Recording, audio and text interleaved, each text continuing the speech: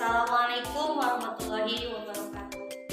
Perkenalkan, saya Yasfi Robiatul Adawiyah SSI. Saya sebagai guru mata pelajaran biologi. Di sini saya akan membahas tentang pembelahan sel. Sebelumnya, kalian tahu tidak apa yang dimaksud dengan pembelahan sel? Terus, pembelahan sel itu fungsinya untuk apa? Nah, sekarang kita bahas bersama-sama. Pembelahan sel itu untuk memperbanyak sel yang ada di dalam tubuh kita. Contohnya pada orang dewasa. Pada orang dewasa, jumlah selnya itu terdapat 200 triliun sel di dalam tubuhnya. Nah, jadi semakin dewasa usia seseorang, maka jumlah sel itu akan semakin banyak. Selain itu, pembelahan sel itu digunakan untuk penyembuhan pada luka. Karena pada saat luka, itu rusaknya sebuah jaringan tersebut yang nantinya akan diperbaiki oleh sel-sel. Makanya ketika kita terluka, dalam waktu 2-3 hari luka tersebut akan langsung menutup. Nah, itu hasil kerja dari pembelahan sel. Nah, yang terakhir, pembelahan sel itu biasanya digunakan untuk perkembangan pada sel kelamin, entah itu sel kelamin wanita ataupun sel kelamin laki-laki. Nah, di sini saya akan membahas tentang pembelahan sel mitosis. Karena sel mitosis ini digunakan untuk pembelahan pada sel tubuh.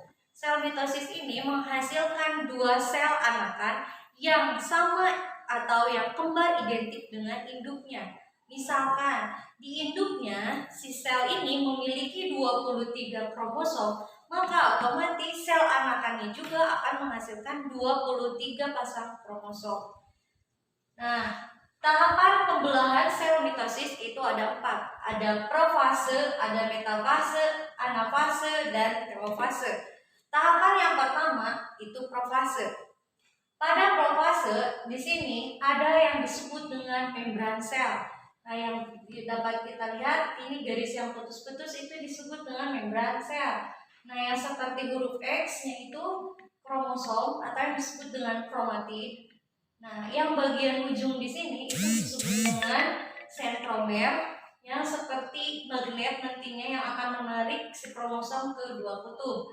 Nah, yang bawah ini benang-benang itu disebut dengan benang spindle.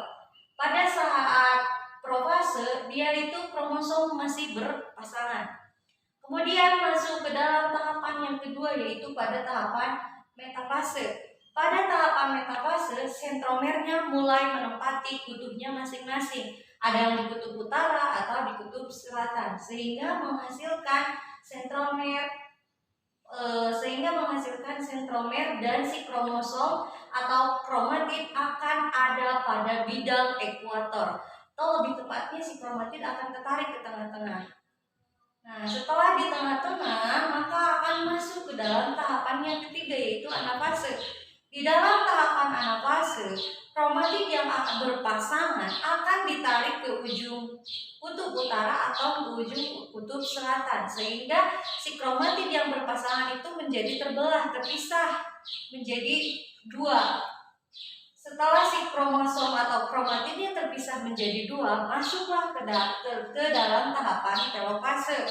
Di dalam tahapan telofase ini untuk menjadikan sel anakan menjadi 2. Dalam tahapan telofase, membran sel itu kembali melindungi si kromatid dan sentromernya terdiri dari satu kutub, yang nantinya setelah masuk ke dalam telofase, si sel tersebut akan membelah menjadi 2 sel anakan. Ketika sudah membelah menjadi 2 sel anakan atau yang disebut dengan diploid, nanti akan mengulangi ke tahapan yang selanjutnya. Pembelahan sel mitosis itu dilakukan oleh tubuh selama 24 jam atau kurang lebih dalam waktu 1 hari. Jadi tubuh kita itu setiap harinya selalu melakukan pembelahan sel. Gimana teman-teman, paham tidak mengenai penjelasan